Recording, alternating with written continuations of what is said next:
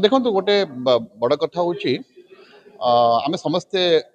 Physically fit रहा कथा physically fit रही मेंटाली फिट रहा प्रथम कथा द्वितीय कथा हूँ आज जेहतु मोर टूर नाला से डिसाइड कली आज मु साइकेल आवासिक कार्यालय मो जिला कार्यालय को आसबि और तृतीय कथा हूँ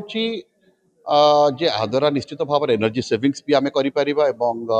कार्बन फुटप्रिंट कार्बन एमिशंस को कमे पार तो मुझे आशा करुँच मोर जिलावासी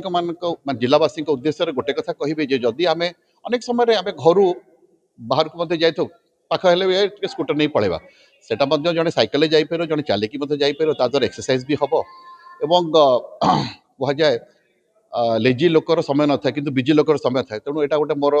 one way of exercise because मुझे समय पाऊनी एक्सरसाइज करने this is one of the best ways to I mean have my own regular exercise also.